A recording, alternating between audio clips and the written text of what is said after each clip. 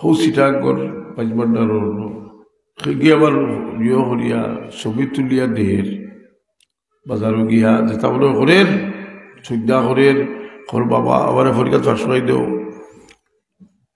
কোকাশানি কোনো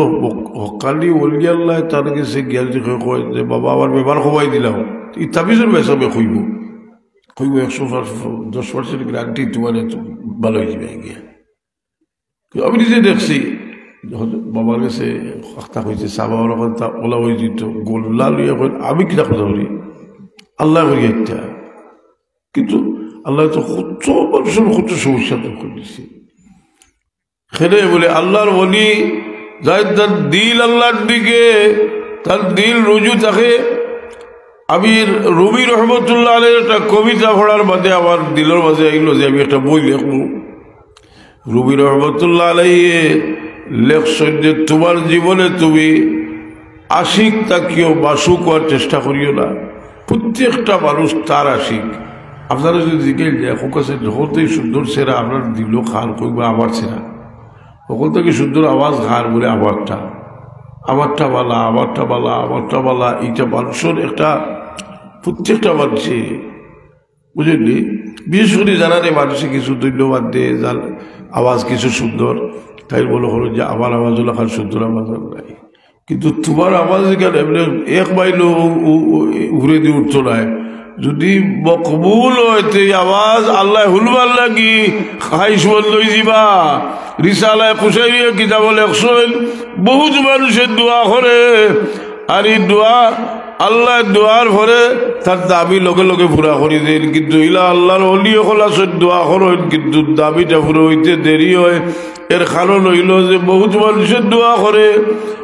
আর আল্লাহ অপেক্ষা করেন যে আমার বন্ধা আমার কাছে বেশি করি চাও তার আওয়াজটা বলতে আমার পছন্দ লাগে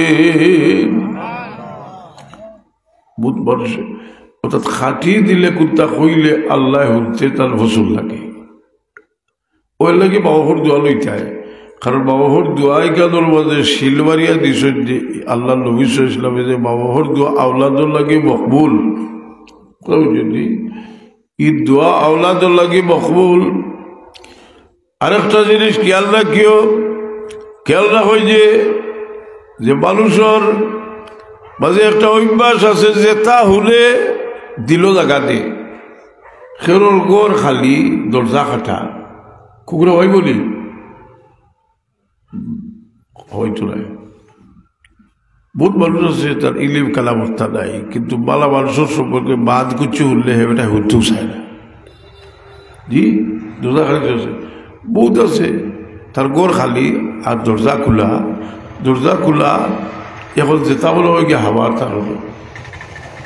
যেটা উল্লায় জি শাহজালাল সাহেব রহমতুল্লাহ আলাইহির বিরুদ্ধে একটা বাতি দিল তুমি ওখানে গায়ে গায়ে ফিরিলাই তুমি কেন ফুসিয়া বলাই দেও তো থর চলে যাবো তোর বাত হুদ্দা বলে আমি সাহাবির সারো বেদবি করে যে লাভজমিটা সাহাবি হলো সারো বেদবি করে হুদ্দা কিতে লাগে হুদ্দাই না কারো বায়সা সিদ্দিকা রাদিয়াল্লাহু তাআলা আনহা তহমত লাগালি এটা আজকুর ব্যাপার নয় এটা বহুত পুরানো ব্যাপার ইউসুফ আলাইহিস সালামের উপরে বিবি জুলাইখায় লাগাই দিলা তহমত ঈসা আলাইহিস সালামের উপরে তার খদ্দাজর মানুষে তার মার উপরে লাগাই দিলা তহমত লাগাই পারছে জুরাইজের উপরে তহমত লাগাই দিলা এই তহমত বায়সা সিদ্দিকা রাদিয়াল্লাহু তাআলা আনহার উপরে তহমত মুনাফিক হলে লাগাই দিলা কারণ মুনাফিক হলের এক অভ্যাস আছিল যে রসুলে পাকরে কিলা ছোট বানাইল যায় আল্লাহ নবীর সম্পর্কিত কোনো জিনিসে কিলায় হালত করা যায় আর সাহাবায়ে কেরামে এটার উপযুক্ত জবাব দিছেন বুখারী শরীফ আছে রসুলে পাক সাল্লাল্লাহু আলাইহি সাল্লাম মুনাফিকের সর্দার আব্দুল্লাহ ইবনে উবাই ইবনে সুলুলের মহল্লাত গেছেন গাদার উপরে সওয়ার হইয়া গেছেন আর মুনাফিকের সর্দারে চিন্তা করছে আইন মোহাম্মদের কিছু ফাতলা বানাইতাম আমি যদি আপনার বাড়িতে আই আর আপনি যদি তোমার গোত্র গণরের অভিযোগ তোলা পারি জি এউটিয়া কয় তোমার গাদার গন্ধরের ইলাইকা আন্নি খাদ আজানি লব্ধ হেবারিকা তুমি থেকে হলো তোমার গাদার গন্ধে আবার কষ্ট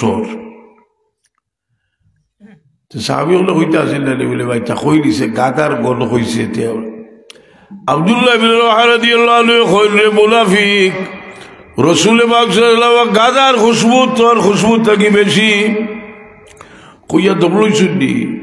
জুতা লইছুন বাড়িয়ালি শুরু করছ জুতা ভারিয়া গেছে লইছুন খাজুরের ডাল বাগিয়া গেছে আদ দি সরালে শুরু করছ সরাইতে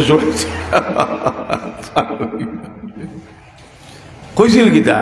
রসুল পাকের গাদার মাঝে গল করে আর ছাত্র হল যারা আছো মাদ্রাসার তফসিরে জালালাইন শত শত বছর থাকি সরকারি কবি মাদ্রাসা পড়া হয় ই তফসিরও আছে গাদায় পেশাব করে দিয়েছিল আর কইছে পেশাবও গল করে আব্দুল্লাহ ইবনে রাওয়াহা রাদিয়াল্লাহু আনহু কইলে মুনাফিক রাসূল পাক সাল্লাল্লাহু আলাইহি ওয়াসাল্লামের গাদার পেশাবর খুশবু তোর মিশকে আব্বর থাকি বেশি